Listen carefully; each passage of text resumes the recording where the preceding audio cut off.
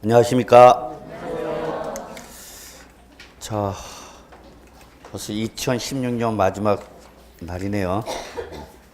영광스럽게도 마지막 수업을 제가 하게 돼갖고 송구스럽습니다. 자, 314쪽 과세 표준 들어갈 차례죠.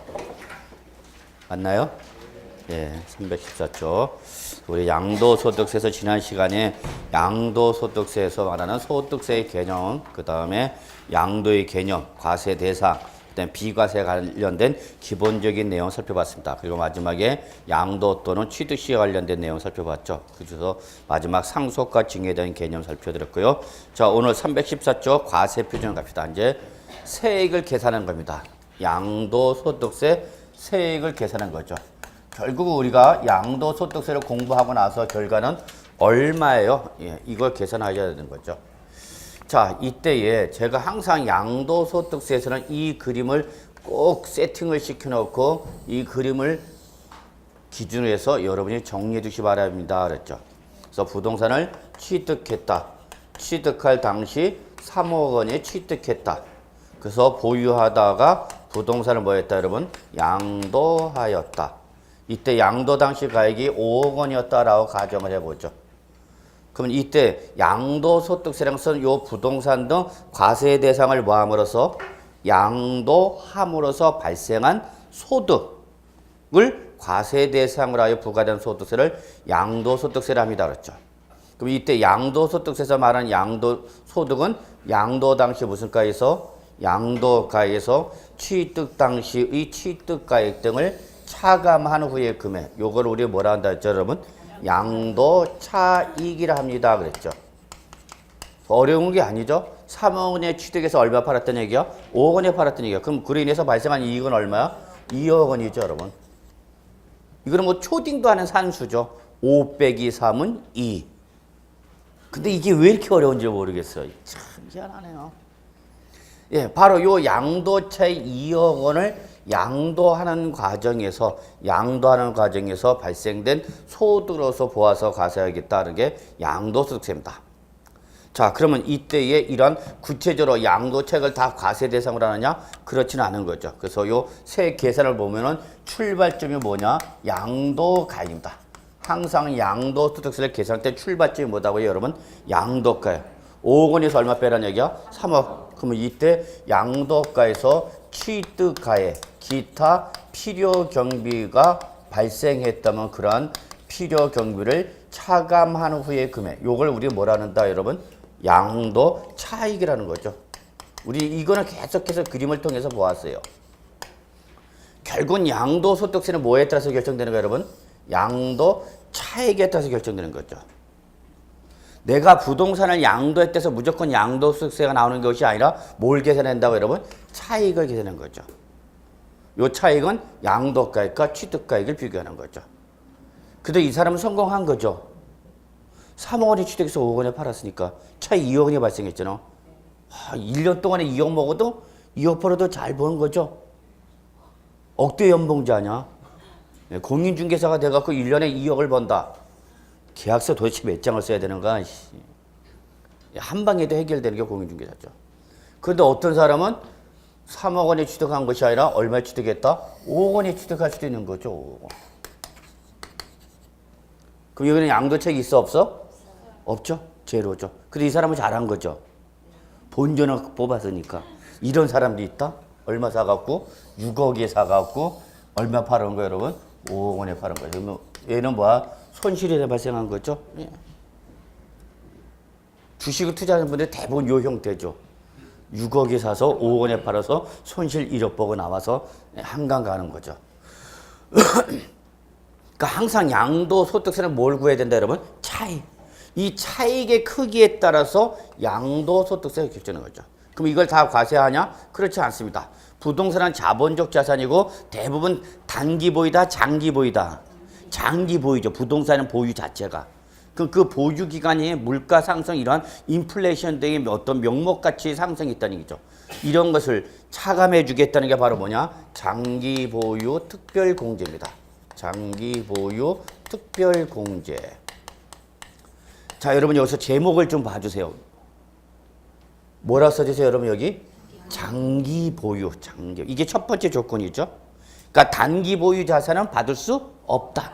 오로지 법에서 정하고 있는 일정한 기간을 이상을 보유한 사람은 받다. 그 다음에 여기 뭐라 되냐면 특별공제, 특별공제. 그러니까 아무한테나 해주는 것은 아니겠구나. 감을 잡으세요. 제목을 보고 감을 잡으라고. 세법은 그 용어상에서 의미를 전달하고자 합니다. 우리 법 중에서 가장 한글로 여러분이 쉽게 표현하고자 하는 말이 바로 세법입니다. 그래서 얘는 글자 그대로 장기 보유한 일정한 물건에 대해서만 공제해 준다라는 거죠. 그래서 양도처에서 장기 보유 특별 공제를 차감한 후의 금액을 뭐라냐? 이걸 우리는 소득세법에서 뭐라냐면 양도소득 금액이라 합니다. 이거는 용어입니다. 이거를 양도소득 금액이라 하겠다라고 법에서 정해지는 겁니다. 근데 여기서 여러분 양도소득이라는 말과 양도소득 금액이라는 말은 다른 말입니다. 그래서 소득세법 등 세법에서 뒤에 무슨 자가 붙냐? 금액이 붙으면 뒤에 금액이 붙으면 이거는 과세가액으로 확정되는 의미를 갖고 있다는 겁니다. 종합소득일 때와 종합소득 금액은 다르다는 얘기입니다. 퇴직소득과 퇴직소득 금액은 다른 의미입니다. 그래서 뒤에 뭐가 붙으면 금액으로 붙으면 이거는 세법에서 계산된 과세 대상 금액이다라는 걸 의미합니다. 그러면 여기에 무슨 공제가 있었을까 여러분? 특별공제. 이에 대응되는 뭐가 있어야 되는가 여러분? 기본공제가 있어야 되죠. 기본공제. 특별공제가 있으니까 이에 대응되는 기본공제라는 것이 있다는 얘기예요. 외우려고 하지 마시고요. 흐름을 보시면 돼요. 그래서 누구나 부동산 등 과세 대상을 양도한 사람이라면 다 해주겠다라는 양도소득 뭐가 있다 여러분? 기본공제죠. 기본공제. 여기는 무슨 공제 있는데 여러분? 여기는 특별공제. 여기는 기본공제. 이렇게 대응되는 거죠. 뭐. 키 큰 사람이 있으면 저같이 키 짧은 사람도 있고요. 얼굴 잘생긴 사람이 있으면 저같이 못생긴 사람도 있고요. 공부를 잘한 사람이 있으면 공부를 저같이 못한 사람도 있는 거죠. 다 대응되는 거죠. 그래서 얘는 양도를 했다라면 누구나 다 공제 준다. 무슨 공제 여러분? 기본 공제. 우리 잠깐 나이트클럽 좀 갔다 와볼까요? 나이트클럽 가면 다 기본 입장하는 순간 기본이 있어 없어? 있죠? 있잖아. 물론 여성 고객, 특히 10시 이전에 입장하시는 여성 고객은 무료입니다. 거의 뭐 현금 3만 원 드립니다. 택시비로. 저를 찾아주세요. 입구에서. 저 기본이 있어. 누구나. 똑같이 양도소득세도 무슨 공제가 있다 여러분? 기본 공제가 있습니다. 그래서 요걸 뺀 금액을 바로 뭐라냐? 양도소득 과세표준이라 합니다. 이거는 어떤 논리적으로 이론적으로 전개가 되는 것이 아니라 법에 의해서 이렇게 계산하겠다라고 정해집니다. 법에 의해서, 소득세법에 의해서. 그러면 여러분 드디어 뭐 나왔죠 여러분? 과표 나왔죠. 과세표준 나왔죠. 그러면 과세표 나오면 무조건 그 다음에 뭐가 나왔죠 여러분? 뭐가 나온다 했죠 여러분? 세율. 이거는 모든 조세의 기본이며 공통이며 예외가 없습니다 그랬어요. 하여튼 과표가 나오면, 세법에서 뭐가 나오면, 과표가 나오면 그 다음에 무조건 뭐다 여러분? 세율. 절대 찢어지는 경우는 없습니다. 과표가 나오면 무조건 세율입니다. 근데 어떤 세율을 적용할 거냐? 양도소득세 세율을 적용합니다. 그래서 나온 금액이 바로 뭐냐? 양도소득 산출세율이 되겠습니다. 드디어 양도소득세가 결정됐습니다. 근데 얘가 양도 물건이 8년 이상 작용한 농지라든지 또는 조세특례제한법에 의한 어떤 요건을 충족한 농지 대토라든지 그러면 이때는 양도소득세를 공제를 받거나 감면을 받는 예외 규정이 있습니다.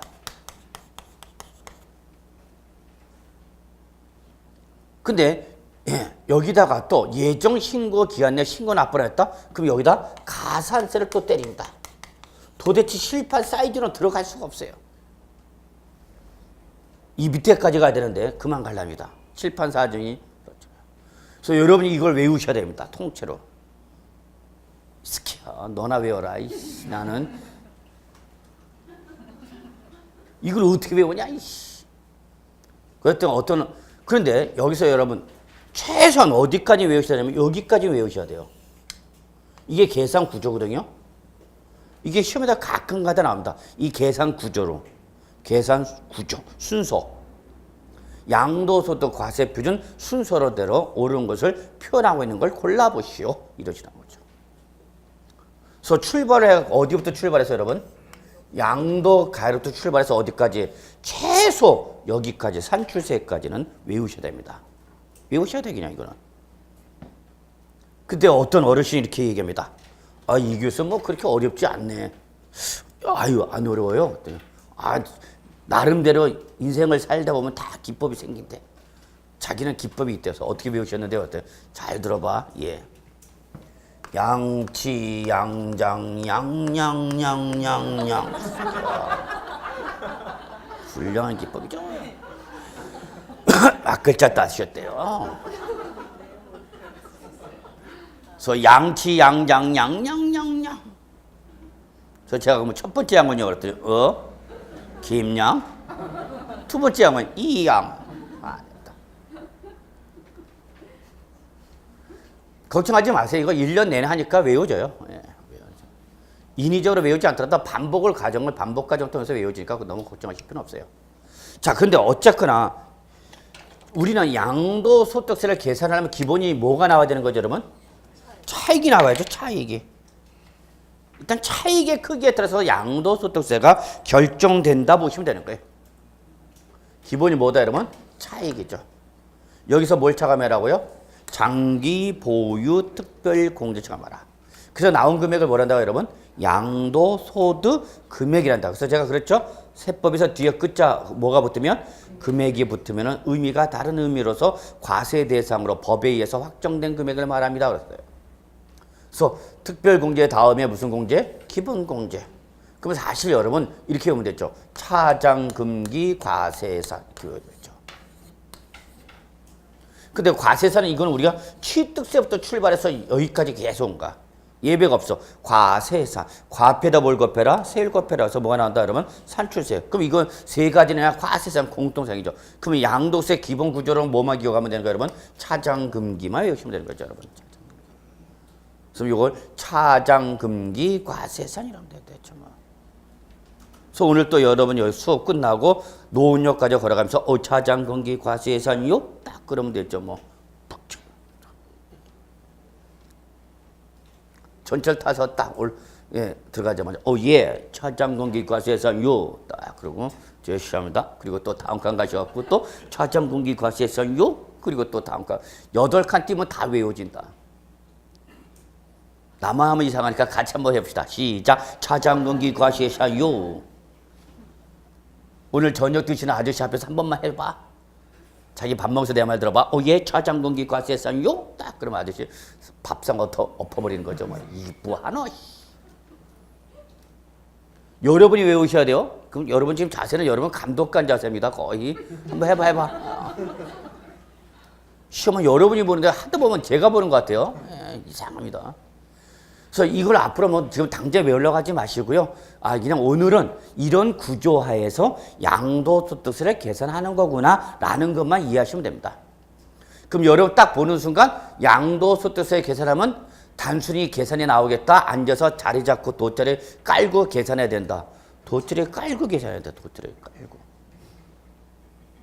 그냥 화장실 나오는 놈 붙잡아 놓고 뭐 양도세 얼마 나올 것 같아요? 이렇게 물어보면 묻어버리는 수밖에 없다는 얘기죠. 이걸 앉아서 다 따져봐야 되는데. 그리고 대충 해달래. 세법에는 여러분 대충이란 건 없습니다. 세법은 금액이기 때문에 계산이기 때문에 숫자이기 때문에 대충이라는 게 없어요. 그냥 하려면 앉아서 뽑고 안 하려면 안 하는 건지 대충이란 말이 나올 수가 없어요. 왜 하나씩 다 따져봐야 돼. 무슨 대충이야. 근데 나중에 여러분 실무나 가시면 여러분이 부동산을 양도하는 사람은 분명히 여러분한테 물어볼 거다고. 나 양도세 얼마 정도 나올 것 같아요? 당연히 여러분한테 물어볼 수밖에 없어요. 걱정하지 마세요, 여러분. nts.go.kr 들어가셨고 홈택스에 들어가시면은 요 양도소득세 계산 프로그램이 깔려 있습니다. 그래서 거기 원하는 데이터 값만 뭐 해주면 입력해주면 양도소득세가 그대로 결정납니다. 그래서 오늘 여러분 공인중개사 실무 종사하실 때 양도세 얼마냐고 물어봤을 때는 그 빨리 nts.go. 어디? nts.이 어디예요? 국세청 nts.go.kr. 참 별걸 다 가르쳐준다.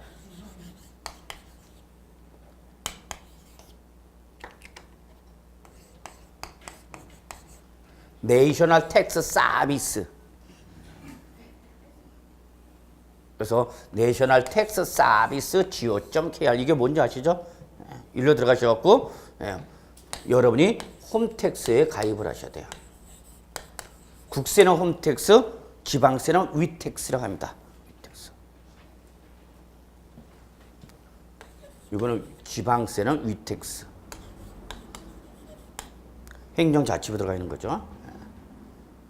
그럼 이런 데 들어가면 취득세 다 계산하는 프로그램이 있습니다. 데이터값만 넣어주면 얼마 데이터값만 넣어주면 그대로 취득세가 얼마고 그에 따른 부가세가 얼마라는 게 다 계산합니다. 양도세 얼마 나온다? 홈택스 들어가셔갖고 다 하면 돼요. 여러분 연말 정산이 이제 1월 15일 정도 되면 이제 16일부터 이제 우리 내셔널 여기에 들어가셔갖고 홈택스에서 그 연말 정산 가는 금액 다 나오죠. 요즘은 너무 좋아요. 참 좋아요. 옛날에는 하나같이 다 앉아갖고 계산기 꺼내놓고 계산기 두들기면서 다 했는데 지금 뭐 데이터값만 넣어주면 뭐 다 나오죠. 자, 요게 여러분 교재 314쪽 맨이 산출세 계산 이 구조입니다. 찾으셨습니까? 산출세 계산 동그라미 1, 2, 3, 4 있죠, 여러분? 요걸 말하는 거예요, 요거를. 근데 이거를 쭉 거기다 쓰기 힘드니까 이렇게 계산 구조 나왔답니다. 시험에 잘 납니다. 자, 이때 시험에 여러분한테 가장 많이 물어보는 게 요 계산 과정에서 출전에 가장 좋아하는 말이 있습니다. 이 계산 과정에서 출전에 제일 좋아하는 뭐 있어요? 양도소득 금액을 제일 좋아합니다. 시험에 양도소득 금액이 뭐냐? 또는 양도소득 금액을 계산할 때 고려 대상과 고려 대상이 아닌 걸 찾아보시오. 이런 식으로도 문제 만들 수 있는 거죠. 얘는 다양한 형태로 물어볼 수 있어요. 그 위에 거는 고려 대상이고 밑에 거는 고려 대상이 아니죠. 그러면 이 양도소득 금액을 출전에 왜 제일 좋아하냐? 얘는 뭐까지만 공제한 거고 특별공제, 양도처자 특별공제까지만 계산한 거고 기본 공제는 한 금액이 안 한 금액이야. 안 한 금액이기 때문에 딱 중간 역할을 했기 때문에 출전에 제일 좋아합니다. 자, 그러면 이렇게 물어볼까요? 과세 표준을 계산할 때 고려 대상인 거와 고려 대상이 아닌 걸 구분해봐라. 그럼 위에 거는 고려 대상인 거죠? 그럼 양도가의 필요경비, 장기보유 특별공제는 물론 뭐까지 고려해야 되는가? 기본공제까지가 고려 대상이라는 얘기죠. 그러나 뭐는 세액공제나 세액 감면은 고려 대상이 아니죠. 이것도 실제 다 기출문제입니다. 제가 얘기하는 건 다 기출문제를 말씀드린 겁니다. 심지어는 요 계산 순서 양도가에서 뭘 빼라? 취득가의 필요경을 빼라. 그 다음 뭘 빼라? 장기보유 특별공제 빼라. 여기서 뭘 빼라? 기본공제를 빼라. 그래서 나온 금액이 뭐다? 과표다. 요 계산 순서도 시험에 나온 적이 있습니다. 얼마든지 또 나올 수 있는 겁니다. 기본이면서 여러분한테 이걸 모르면 여러분 양도소득세 안 배운 거와 똑같은 겁니다. 결론은. 자, 그런데 여기서 이제 우리가 조금 더 들어갈게. 양도소득세는 양도체계를 기본적인 과세가로 합니다. 그랬죠? 여러분 기억나시나요? 제가 첫 시간에 소득세 들어오면서 세법에서 말하는 뭐는 소득은 1월 1일부터 12월 30일이라는 일정 기간 동안에 발생한 총수익 금액에서 뭐에서? 총수익 금액에서 뭐를 뺀 거다, 여러분? 필요 경비를 뺀 금액을 말합니다. 그랬어요. 이게 세법에서 말하는 뭐다? 소득이다 그랬어. 세법에서 말하는 소득은 일정 기간, 즉 1월 1일부터 12월 31일 동안 발생한 총수익 금액에서 이걸 얻기 위해서 들어간 뭐를? 필요 경비를 뺀 겁니다. 그랬죠. 그러면서 여러분이 과세 대상이 되는 소득을 줄이는 방법은 총수익 금액을 줄이거나 필요 경비를 어떻게 하라? 늘리는 수밖에 없습니다. 둘 중에 하나를 선택하셔야 됩니다. 그렇죠?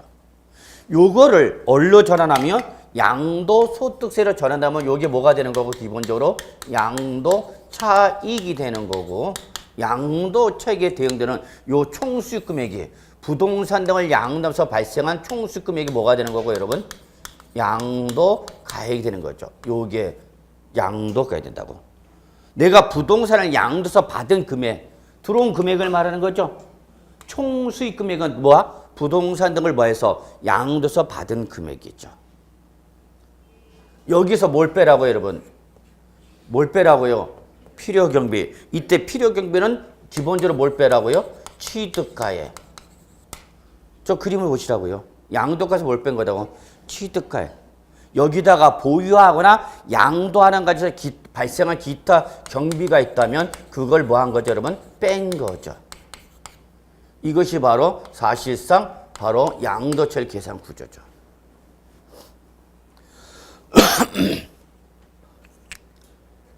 양도가액에서 뭘 빼라요? 취득가액, 기타 필요 경비가 있다면 빼라.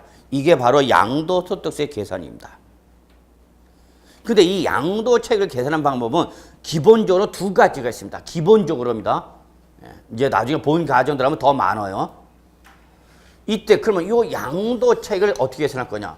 자, 여러분 여기서 제가 3억, 5억 원이라고 말했을 때에 제가 이렇게 말씀했죠. 양도세는 기본적으로 뭘로 계산하라고 그랬죠, 여러분?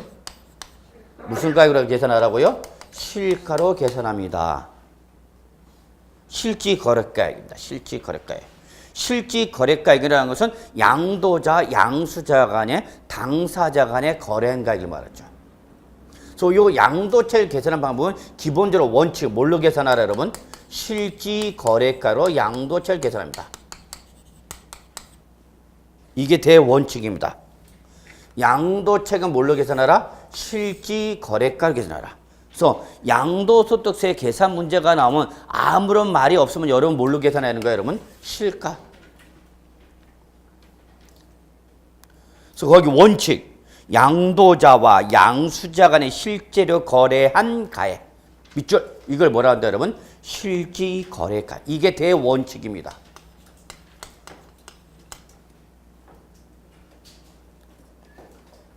거기 예외는 들어가지 마세요. 들어갔다 못 나오는 수가 있어. 지금 들어가지 마세요. 그래서 양도차익은 뭘로 계산하는 게 원칙이다, 여러분? 실가다. 실지거래가이다. 그 실지거래에 대한 정의가 앞에 나와 있죠? 양도자와 양수자 간의 뭐 실제로 거래한 가액. 이걸 우리 뭐라 한다, 여러분? 실지거래가. 그래서 양도차익은 대원칙이 실가입니다. 납세 의무자나 과세관청이나 다 뭘로 계산하라? 실가로 계산하라 합니다. 실지거래가액. 그럼 그 밑에 여러분 실지거래가 양도차익 나와 있죠? 찾으셨습니까? 그 밑에? 예, 양도차익 계산 세 번째 나와 있죠. 실지거래가 양도차익은 어떻게 계산하냐? 그대로 갖다 붙이면 됐죠. 양도가를 뭘로 하라고요? 실가. 그러면 이게 뭐가 되는 거야? 실지양도가액이죠. 취득가액을 뭘로 계산하라고요? 실가. 그럼 뭐가 되는 거예요, 여러분? 실지취득가액이 되는 거죠. 그 다음에 기타 필요경비에서 나오는 게 뭐가 있느냐? 자본적 지출액과 양도비라는 것이 나옵니다. 특히 여기서 이거는 여러분 우리 기본이니까 실가에서 뭘 빼라? 취득가액 빼라. 실지 양도 실지 취득가 이건 기본이죠, 여러분. 주의할 건 이거예요, 여러분. 자본적 지출액과 양도비는 오로지 뭘로 계산할 때만이냐? 실가로 계산할 때만 계산합니다. 자본적 지출액이나 양도비라는 것은 오로지 뭐로 계산할 때만 실가로 양도차익을 계산할 때만 공제를 받을 수 있는 금액입니다. 여러분 자본적 지출액이나 양도비가 크면은 양도차익이 커져요, 작아져요? 자본적 지출액과 양도비가 커지면은 양도차익은 커져요, 작아져요? 작아지죠. 그러니까 자본적 지출액과 양도비가 있던 필요금을 잡아야 돼, 안 잡아야 돼? 잡아야 되겠죠? 그래 과세 대상 소득이 줄어드는 거니까. 다시 한번 자본적 지출액이나 양도비는 양도책을 뭘로 계산할 때만 실지 거래가에서 양도책 계산할 때만 나옵니다. 놓치면 안 됩니다. 난이도에 따라서 이제 이런 것까지 실제 나왔었고 최근에도 이런 양도책 계산 거죠. 다시 한번 말씀이지만 요 실지 거래가 양도책 계산할 때 실지 양도가에서 뭘 빼라고요? 실지 취득가. 이건 기본이잖아요, 여러분. 우리 그림을 통해서. 여기다 하나 뭘 뺄 수 있는데 기타 비용을 넣어서 뭐가 있다? 자본적 지출액과 뭐가 있다? 양도비가 있는데 요 자본적 지출액과 양도비는 양도 차익을 뭘로 계산할 때만 실지 거래 가액에 의해서만 계산할 때 공제받을 수 있습니다. 그러면 자본적 지출액이 이건 아시겠죠? 뭐 실지 취득액이 어떤 개념이란 건 자본적 지출액은 얘는 부동산을 보유하는 단계에서 발생한 수선비 중 상대적 중요성이 큰 금액을 말합니다. 그래서 얘는 특징이 무슨 단계에서 발생한다? 보유 단계에서. 그러면 여러분 이 자본적 지출에 해당하는 대표인 것이 뭐가 있냐면 여러분 아파트를 취득할 때 우리는 베란다가 확정이 안 됐어. 애가 크고 있으니까 방이 좁아지는 거야. 그러니까 베란다를 뭐 하죠 여러분? 확장해버리죠. 그럼 베란다 확장비용이 장난이 아니죠? 평당 몇 천만 원 들어가죠? 몇 천만 원 들어가죠? 베란다 확장하려면. 그럼 내가 보유하는데 베란다 확장해서 2천만 원 들어갔다. 부동산을 보유하는 데서 베란다 확장 비용은 얼마 들어갔다고 여러분? 2천만 원. 그러면 요 2천만 원은 베란다 확장 비용을 뭘로 잡을 수 있다는 얘기 여러분? 자본적 지출액으로 잡을 수 있다는 얘기예요. 여기서 요 실지 거래가 양도체 계산에서 만약에 출전이 뭘 물어보면 실가를 물어보면 실지 거래가 양도체 계산에 관련된 내용을 물어보면 기본적으로 출전은 어디서 장난치냐? 여기서 장난칠 가능성이 제일 높아요.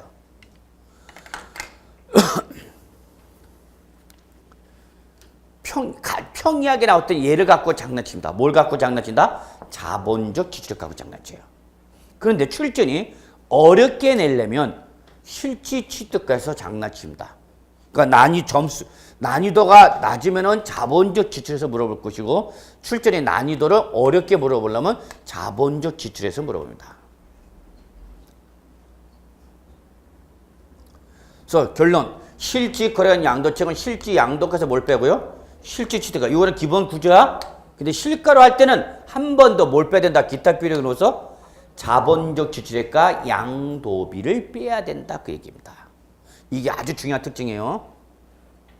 시뻘겋게 표시해놔야 돼. 여러분 시험 2017년 나오시는 부분이야.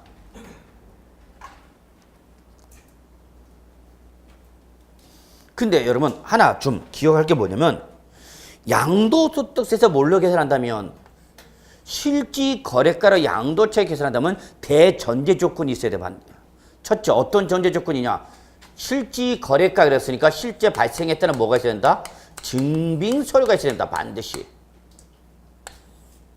증빙 서류가 없으면 실제 비용으로서 발생했다 하더라도 공제받을 수가 없습니다.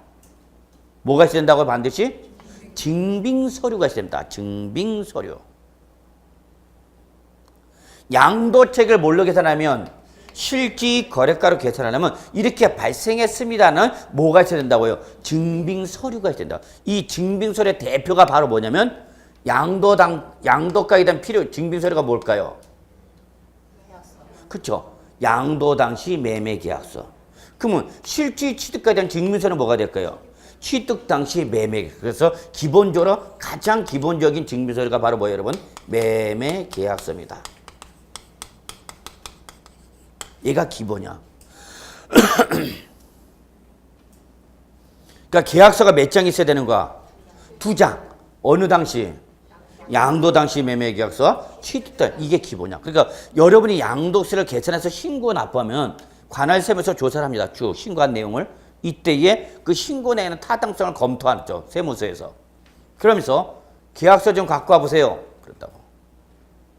당신이 이렇게 계산한 증빙서를 갖고 오세요라고 요구해. 그럼 여러분 기본적으로 뭐가 있어야 된다고요? 매매 계약서. 두 장이 있어야 되는 거죠. 매매계약서 두 장. 그러면 자본적 지출액이나 양도비는 계약서가 없죠. 없겠잖아. 네. 그러니까 여기는 주로 뭐 세금 계산서나 또는 뭐 신용카드 매출 전표 등 소득세법에서 필요금을 인정하는 대표적인 것이 바로 세금계산, 부가가치세법상 일반 과세사업자가 발행한 세금계산서나 신용카드 매출 전표 등 이런 것을 법정 증빙서류를 인정해 줍니다. 그러니까 만약에 여러분이 양도세를 실가로 계산한다면 반드시 뭘 준비해야 된다 여러분? 증빙서류가 됩니다. 증빙서류가.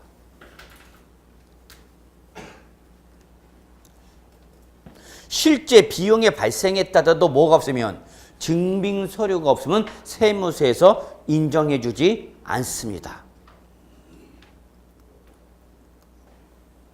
그럼 이런 거는 이제 자본적, 예를 들어서 베란다 확장하는 거죠. 그럼 베란다 확장하려면 건설업자, 건축업자와 거래를 해야 되겠죠. 도급계약을 맺고. 그럼 도급계약서가 있어야 되겠죠. 도급계약서야 되고 그 대금을 지급할 때 우리 세법은 현금 거래는 인정 안 합니다. 현금 거래는. 현금으로 주고받은 건 확인할 수가 없어요, 여러분. 그러니까 걸리지 않으려면 제일 좋은 건 뭐야, 여러분? 현금이야, 제일. 그러니까 얘네들은 재벌들이 항상 뭐 돈 줄 때, 뇌물 매길 때 뭘로 줘야 돼요, 여러분? 현금. 근데 현금이 10,000원짜리가 예전엔 그 얘기였죠. 그래봐요, 여러분. 10,000원짜리 100장이 봐야 얼마고? 100만 원. 그거 10장을, 10다발을 묶어버리면, 한 다발로 묶어버리면 1,000만 원. 그 1,000만 원짜리를 10개가 있으면, 다발이 10개가 있으면 1억. 그러니까 매덕 주려면은 엄청난 비용이 큽니다. 그래서 그분들이 원한 게 뭐예요, 여러분? 고액 현금을 만들어라. 저 10만 원짜리 현금을 만들려고 그랬죠. 10만 원짜리. 10만 원짜리 현금을 만들었는데 10만 원짜리 현금을 만들 때는 물가 상승이라는 어떤 악영향이 있을 수 있으니까 그걸 합의 본 게 얼마짜리야? 5만 원짜리, 5만 원짜리. 그 5만 원짜리, 10만 원짜리 일반 서민이 필요하다는 게 아니야. 여러분의 지금 지갑 속에 5만 원짜리 몇 장이나 있습니까? 생각해보라고. 일반 서민은 5만 원짜리, 10만 원짜리 필요한 게 아니죠. 만 원짜리만 있어도 마음은 뜨뜻해. 오늘 바깥에 있다. 나가면서. 저도 오늘 아침 나와서 용돈 좀 줘. 그랬더니 이 새끼야 돈 좀 아껴 써라 이 새끼야. 그래갖고 지갑에 일단 돈이 있어야 되죠. 그래서 사람이 나올 때 그래도 마음이 좀 편해. 없으면 카드라도 있어야 되죠. 그래서 오늘 아침에 나올 때 돈이 없어갖고 돈 좀 달라고 했다가 욕 뒤지게 먹고 담배 끊으라니까 안 끊고 이 새끼야. 네가 벌어오는 게 뭐가 있냐 이 새끼야. 쓰는 게 더 많다 이 새끼야. 그러면서. 그래서 저는 스키를 좋아합니다.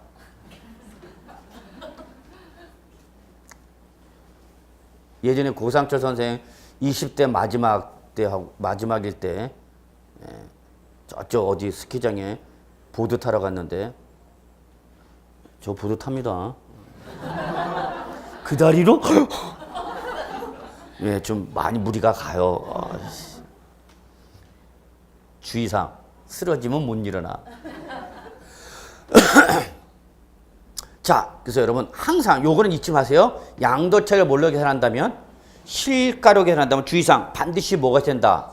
증빙서류가 있습니다. 증빙서류. 그러니까 여러분 제가 이걸 강조하는 이유는 뭐냐면 여러분이 부동산을 매매 등으로서 뭐 할 때부터 취득할 때부터 이러한 증빙서류를 반드시 뭐 해야 된다? 준비해 놓으셔야 된다는 얘기입니다. 그런데 자, 여기에 원칙이면 뭐가 있겠죠? 또 여러분? 예외 있습니다. 예외. 예외가 바로 뭐냐면 기준시가입니다. 기준시가. 양도차익을 뭘로 계산하라고요? 기준시가로 계산하랍니다. 기준시가. 요게 여러분 교재 거기는 안 나와 있네. 그래서 우리 임무서는 없네요. 뭘로 계산하는 방법이 있다 여러분? 기준시가. 요 기준시가는 어렵게 생각하지 마시고요. 지방세에서 이걸 뭐라 하냐면 우리는 시가 표준액이라 했습니다. 시가 표준액이다. 지방세에 뭐가 있다면 시가 표준액이 있다면 양도소득세라는 국세는 뭐가 있다? 기준시가가 있다라는 걸 잊으시면 안 됩니다. 지방세 시가 표준액이라는 것이 있다면 국세는 뭐가 있다? 여러분 기준시가가 있습니다. 다시 한번 말씀드리지만 시가 표준액이란 말은 어디에서만 나와야 되는 거고요? 지방세에서만 나와야 되는 용어입니다. 그러나 기준시가라는 것은 어디에만 나와야 돼? 양도소득세나 상속세, 증여세 등 국세에서만 나오는 말입니다. 노는 물이 같아 달라? 달라요, 여러분. 꼭 구분하셔야 됩니다. 지방세를 설명하는데 기준시가란 말이 나오든지 또는 국세청장이란 말이 나오면 맞는 말이에요, 틀린 말이에요? 무조건 틀린 말이죠. 기준시가나 국세청장이란 말은 어디서만 나와야 되는 거야? 국세에서만 나와야 되는 거야, 국세. 그러면 그에 대응되는 개념으로서 지방세는 뭐가 있다 그러면 시가표준액. 그리고 지방세는 뭐가 나오느냐? 지방자치단체가 나와야 되는 거죠. 그런 구분, 노는 물이 다르다는 걸 꼭 좀 구분해 주시기 바랍니다.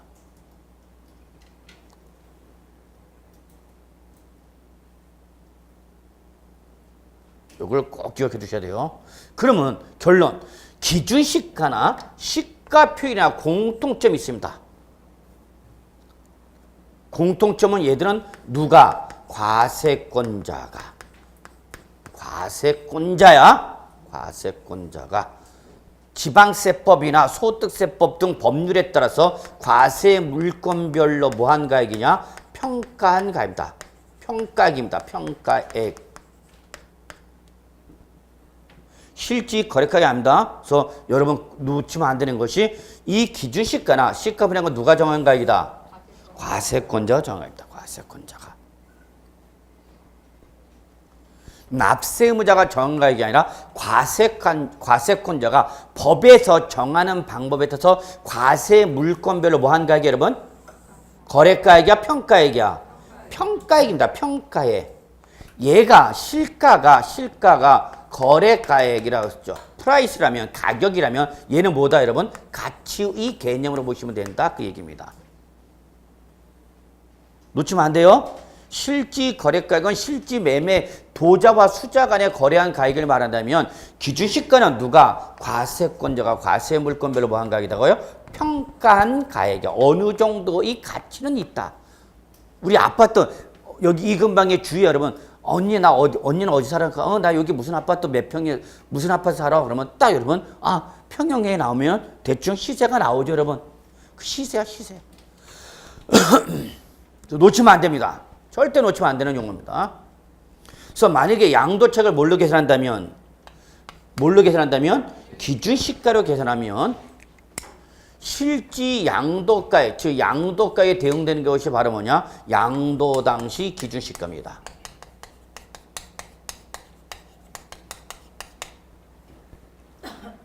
구조가 똑같다는 걸 지금 보여드리고 싶은 거예요, 여러분. 다 뭐야? 양도가액이죠. 여기서 뭘 빼라? 취득가액. 근데 실가다? 아니, 기준시가다. 그럼 뭘 빼라? 취득 당시 기준시가를 빼라. 구조가 똑같은 거죠, 지금?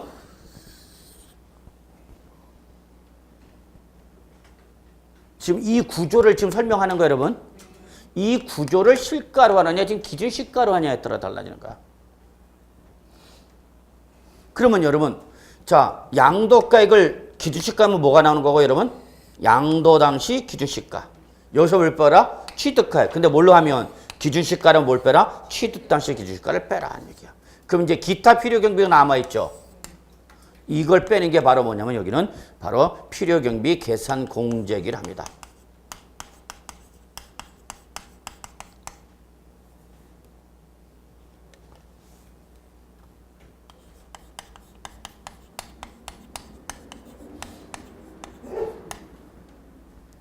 결론, 기준시가가 나오면 여기가 제일 중요한 용어입니다. 만약에 뭐가 나면 기준시가가 시험에 나오면 출제는 답은 반드시 여기서 요구합니다. 그럼 여러분 잘 봐요. 양도가액과 취득가는 양도책의 기본이죠. 제가 항상 이 그림 그렸잖아요. 양도세는 양도가에서 뭘 빼라? 취득가. 요걸 양도체를 한다 했죠? 이게 기본이야. 그러니까 양도가액과 취득가액은 기본이죠. 이해하시나요? 여기다가 이제 뭐야? 기타 필요경비가 중요한 거죠. 기타 필요경비가. 기타 필요경비를 뭘로 하면 실가로 계산하면 뭐가 나오고 여러분? 자본적 지출액이나 양도비라는 놈이 나오는 거고 양도책을 뭘로 계산하면 기준시가로 계산한다면 이 기타 필요경비로 나오는 게 바로 뭐다 여러분? 필요경비 계산 공제라는 얘기입니다. 이거 반드시 맞대응 시켜야 됩니다. 지금은 여러분은 양도소득세 계산 구조를 설명드리고 있습니다. 그나마 실가가 나오면 여러분 어렵지는 않아요. 제가 나중에 딱 몇 개 잡아드릴 텐데 몇 개 잡아드리는 것만 정리하시면 돼요. 근데 기준시가가 나오면 어렵습니다. 근데 사실은 여러분 예전에는 양도세를 기준시가로 했습니다. 기준시가로. 2005년도 이전까지만 해도 양도 차익을 계산할 때는 실가로 계산한 것이 아니라 뭘로 계산하냐? 기준시가로 계산했다. 기준시가. 그래서 뭐 80년대, 90년대, 2000년대 초반까지는 양도소득세 계산할 때는 뭘로 계산했다 여러분? 기준시가. 그러니까 얘는 실가로 했어 안 했어? 안 했어요. 기준시가로 했어요. 기준시가로. 실제 매매 거래가액이 5억 원이라 하더라도 실제 거래가액이 얼마라 하더라도 5억 원에도 기준시가가 4억 원으로 정해져 있으면 4억 원의 양도한 걸로 계산합니다. 그러면 예전에 왜 그러냐면 실질 거래가에 대한 증빙서류가 없었어요. 확인할 수 있는 객관적 증거서류가 없었다고. 매매계약서밖에 없었는데 매매계약서는 여러분 뭘 통해서 이중계약서를 통해서 다 빠져나갔다는 얘기죠. 그러다가 2005년부터 우리 부동산 실명제가 도입하죠. 맞나요? 부동산은 반드시 실제 거래로 해야 됐습니다.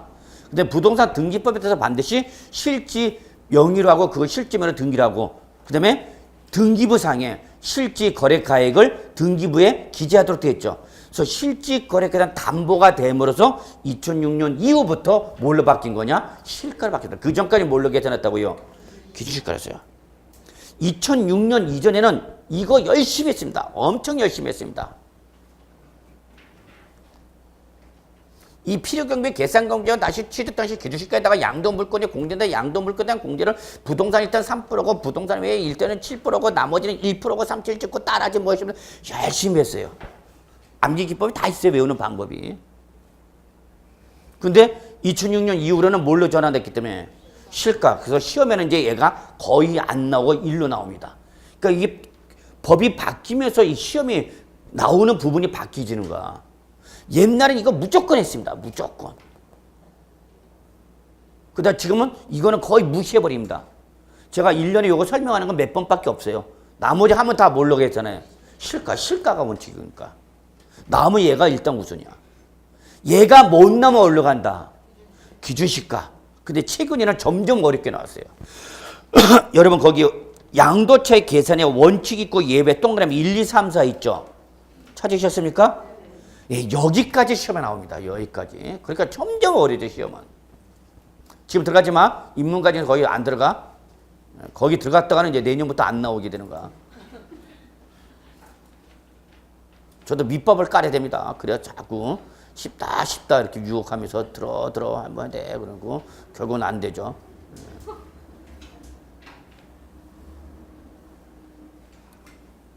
그래서 이게 여러분 기본적으로 양도차익, 여러분 지금 요 양도차익 요 하나만 설명하는데 지금 거의 1시간이 한 4, 50분 잡아먹네요. 그럼 이게 다 한 거냐? 아닙니다. 여기서 더 들어갈 건 많습니다. 양도차익만 가지고 설명하면 본 게임 들어가면 1시간이 부족합니다. 그래서 일단 여러분은 이러한 구조에서 양도차익이 된다. 그래서 여러분 거기 보시면 314조 실질거래 양도차익이 계산 나와 있고 그래서 실질 양도가액에서 실질 필요금을 빼고 여기다 뭘 빼라 여러분? 자본적 지출입니다. 자 여러분 인문과정에서 요것만 봅시다. 양도차익은 기본 실가가 뭐가 있는데? 기준시가인데 양도가액과 취득가액이 여러분 우리가 그림을 통해서 기본 구조니까 변함이 없어. 출전이 이거 갖고 장난은 안 쳐. 이건 기본이기 때문에. 그럼 출전이 만약에 이거 시험에 나면 어디서 장난치냐? 여기서 장난친단 말이에요. 여기서 출전이. 그러니까 여러분이 공부할 때 출전이 어디를 물어본지 잘 보면서 공부하셔야 되는 거예요. 공부를 잘하는 사람과 공부를 못하는 사람 차이점 보면 공부를 잘하는 사람은 결국 시험 대비로 공부하는 사람은 시험에 잘 나오는 부분을 포인트로 해서 공부를 하는 거고 공부를 못하는 사람은 그거와 관계없이 내 마이웨이죠. 지가 하고 싶은 것만 하는 거죠. 다시 말합니다. 만약에 양도책이 시험에 나온다면 어디서 시비 건다 출제는 기타 필요금에서 시비 건단 말이야. 얘는 기본이잖아 여러분. 얼마 주고 사서 얼마 팔았으니까 이거 갖고 장난칠 가능성은 없단 말이야. 그럼 시험에서 장난치면 어디서 장난친다? 기타 필요금인데 이게 뭘로 계산하면 실지 거래가 양도책 계산하면 뭐가 나오고 자본주의 주식과 양도비가 나오는 것이고 뭐가 나오면 기준시가 나오면 기타 필요금 나오는 게 뭐다? 필요경비 계산 공제기다. 여기서 장난쳐요. 그러니까 출전이 장난치는 부분이 딱 정해져 있다니까. 저는 그걸 알아요. 그래서 여러분한테 말씀을 드리는 거예요. 이게 나온다. 이게 나온다. 그래서 여러분 실제 만약에 얘가 나오면 여러분은 314쪽에 나와 있는 실제 취득가액과 자본주의 주식과 양도비 이거를 물어볼까요, 여러분한테? 이걸 다 외워야 돼. 이게 지금 실제 취득가인지 자본주의 주식인지 양도비인지 여기 해당이 되는 건지 안 되는 건지 여러분이 판단할 수 있어야 돼. 근데 이건 오히려 어렵지 않아요. 종류만 많아서 그렇죠. 하나씩 제가 분석해 드리면 아무것도 아니야. 다 여러분이 이해할 수 있어요. 제일 감잡기 힘든 게 뭐냐? 기준시가입니다. 얘는 생뚱맞게 나온 거거든요. 그냥 법에서 이렇게 하시오라고 정해져 있기 때문에 이해가 안 가. 근데 이 시가는 여러분 이해는 더 가. 머리가 안 달아와서 그렇지. 이것이 양도책 계산입니다.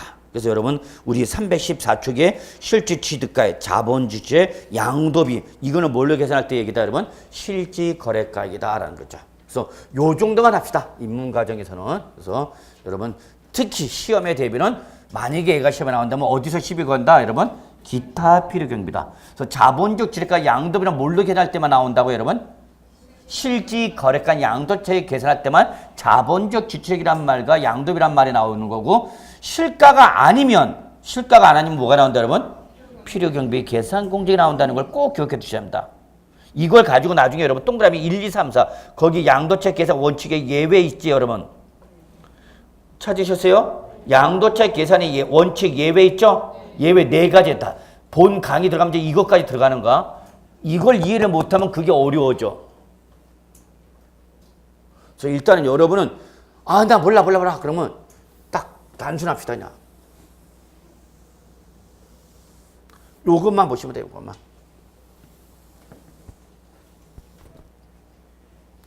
자, 지금 제가 여러분한테 보여드리고 싶은 건 뭐냐? 구조. 양도 차익은 실가와 기준시가에서 계산하는 방법인데 기본적으로 무슨 가액에서 양도 가액이죠. 여기서 뭘 빼라? 취득가액을 빼라. 그리고 기타 필요경비가 있다면 빼라. 그 얘기죠, 여러분? 다만 실가면 양도가액 뭐가 되고? 실지양도가액. 기준시가면 양도 당시 기준시가. 취득가액의 실가면 뭐가 되는 거고? 실지취득가액. 기준시가면 뭐가 되고? 취득 당시 기준시가. 이건 어렵지 않죠. 기본이잖아. 양도 취득. 문제는 뭐야? 기타 필요경비다. 실가로 계산하면 실지 양도가에서 실지 취득가액 외에 모두 차감한다. 자본적 지력가 양도비도 차감한다. 근데 요 놈은 뭘로 계산할 때만 나와야 된다. 실가로 계산할 때만 나온다. 실가가 아니면 자본적 지력가 양도비라는 놈이 나와 못 나와? 못 나와서 얘와 대응시키는 게 뭐다? 필요경비 계산 공제기다. 요거를 꼭 좀 기억해 주시기 바랍니다. 인문과정에서 진짜 중요한 내용을 여러분 말씀드리고 있는 겁니다. 이게 이해가 돼야만 나중에 본 내용 들어갔을 때 양도수세 계산에 관련된 문제가 나왔을 때 여러분이 이 구조화에서 접근하면 답이 보이는 거고 이런 기본적 구조를 모르면서 그냥 외우려니까 어떤 과부하 현상이 발생한다는 걸 잊지 마시기 바랍니다. 자, 그래서 여러분 양도 가액에서 취득가액 등의 필요경비를 차감하는 금액을 뭐란다 여러분? 양도 차익. 우린 여기까지 한 겁니다. 2번. 그래서 2번 시간에 여기까지만 하겠습니다. 10분 쉬었다가 여기부터 좀 들어가도록 하겠습니다.